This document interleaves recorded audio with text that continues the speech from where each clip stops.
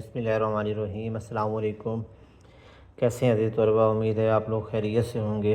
اچھا، آج ہمارا اردو قواعد و انشاء اردو گرامر کا سبق نمبر 5 ہے، جس کے اندر ہم لوگوں نے مرکب اور ہم مرتبہ جملوں کی وضاحت کرنی ہے۔ یہ کیا ہوتے ہیں کہ جب دو یا دو سے زیادہ جملے مل کر کسی ایک مفہوم یا خیال کو ادا کریں تو وہ مرکب جملہ کہلائے گا۔ مطلب دو جملے، اکثر ایسا ہوتا ہے نا کہ ہم اپنی بات کو دو جملوں میں مکمل کرتے ہیں یا دو سے زیادہ جملوں میں مکمل کرتے ہیں، تو ایسے جملوں کو مرکب جملے کہا جاتا ہے۔ ابھی آگے میں جب اس کی مثال دوں گا تو آپ کو مزید واضح ہو جائے گا۔ اس طرح کہتے ہیں اگر یہ جملے نحوی اعتبار سے جداگانہ اور برابر کی حیثیت رکھتے ہوں، ٹھیک ہے، تو ایسے جملوں کو ہم مرتبہ یا ہم رتبہ جملے کہیں گے یا ہم رتبہ جملے کہا جاتا ہے، ٹھیک ہے۔ اور ہم رتبہ جملے جو ہوتے ہیں یہ حروف عطف کے ذریعے باہم ملے ہوتے ہیں۔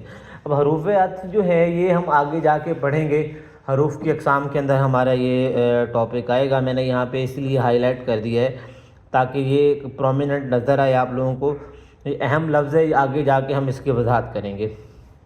مرکب اور ہم مرتبہ جملے جو ہوتے ہیں ان کی اقسام جو ہوتی ہیں وہ 4 ہوتی ہیں: وصلی جملے، تردیدی جملے، استدراکی جملے اور سببی جملے۔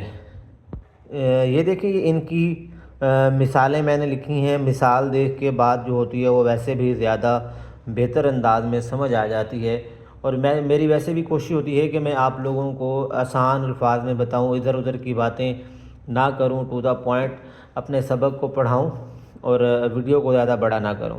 اسی لیے میں مختصر انداز میں جو ہے وہ کوشش کرتا ہوں کہ آپ لوگوں کو اس کی وضاحت کر دوں، لیکن وہ جو مختصر انداز ہوتا ہے وہ ایک اس طرح کا انداز ہوتا ہے کہ اس میں ہر ایک بات کلیئر اور واضح ہوتی ہے۔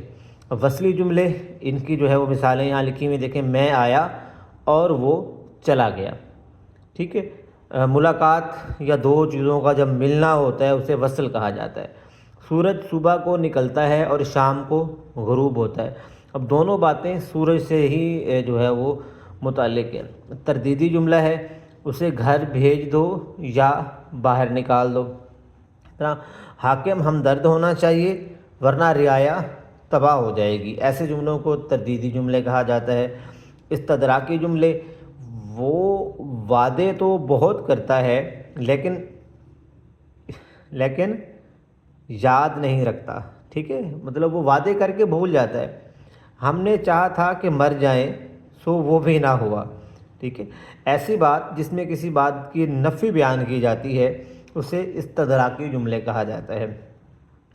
سببی جملے: سبب سے نکلا ہے، کسی چیز کی وجہ جو ہوتی ہے جب ہم اس میں ڈسکس کر رہے ہوتے ہیں تو اسے سببی جملہ کہا جاتا ہے۔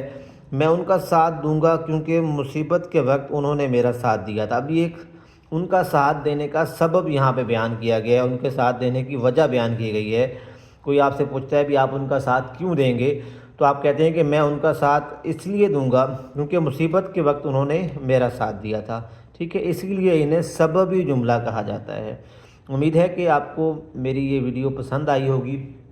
اگر آپ لوگوں کو یہ ہماری ویڈیو پسند آئی ہے تو آپ ہمارے چینل کو ضرور سبسکرائب کریں۔